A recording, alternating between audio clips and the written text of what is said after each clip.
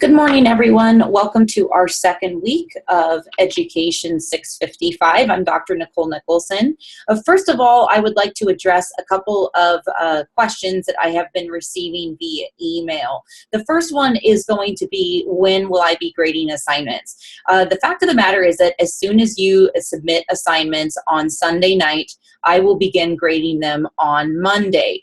Being that there are around 30 people in this class, and it's not the only class that I'm teaching, it will take me a few days to get through everyone's assignments. As you can see, there are a number of assignments given each week, so if you multiply each of those assignments by the number of people in the class, it's quite a bit of grading to do. That being said, I do like to get assignments graded and back to you as soon as possible. Obviously, the assignments that are a little bit more lengthy will take longer for me to grade. You'll probably notice that if you were proactive and you just post your discussions early, I've already commented on some of those in Blackboard. However, if you got really busy and maybe you had to wait until closer to the deadline to post your discussions, then I haven't necessarily commented on those yet. So that being said, I wanted to address when assignments would be graded. Also, I have been getting some wonderful questions via email that are very well justified. However, a lot of questions have been coming in that definitely could be answered by looking at the materials in Blackboard. So for example, questions about due dates, all of that information is posted in Blackboard. So please take time to sit down and really look through the materials in Blackboard, because a lot of this information is there. Now, that being said, I do not want you to hesitate if you have any question about an assignment or need additional clarification. However, the course designer has done an excellent job of creating lots of information for you to reference, as well as a number of different portions of Blackboard that include information about assignments, their details, as well as their due dates. But again, please feel free to email me, but take some time if you haven't done so already, and just sit down to look at each of the folders in Blackboard and familiarize yourself with the course materials.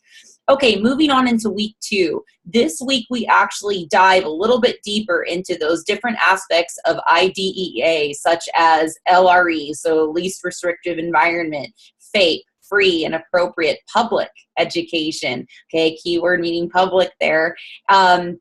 As well as how those different aspects of IDEA actually influence the IEP. How do those various aspects of IDEA actually influence a service delivery? So for example, when we look at the services that are being given to a student, or we are considering for a student, are we delivering educational services in the least restrictive environment?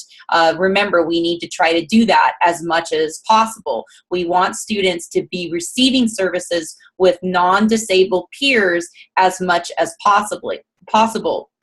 Now, we will also dive into the IEP team itself. There are different stakeholders on the IEP team, and they all play a role. So it's important to understand what your role is. It's important to understand what the parent's role is, the role of the administrator, the school psychologist, and related or outside services personnel, such as an occupational therapist or mental health therapy. You will also be working quite a bit with speech and language providers. So it's very important that as a team we work collaboratively, so that way the student receives the best education possible. Okay, now this week, again, you have a number of assignments. In addition to your discussion, you also have an IEP present levels of performance assignment, and also a common core summary. So those are a little bit different from last week. You also need to email me the location and the date of the IEP in which you will be observing. Now, that being said, I heard back from the course creator, and if you are in an intern program, then you are welcome to observe your own IEP. What we ask is that you remain as unbiased as possible when you are completing the reflection. So think about, for example, the strong points of the IEP. What do you feel like you would like to improve upon in the future? So try to be as unbiased as possible when you're completing that signature assignment.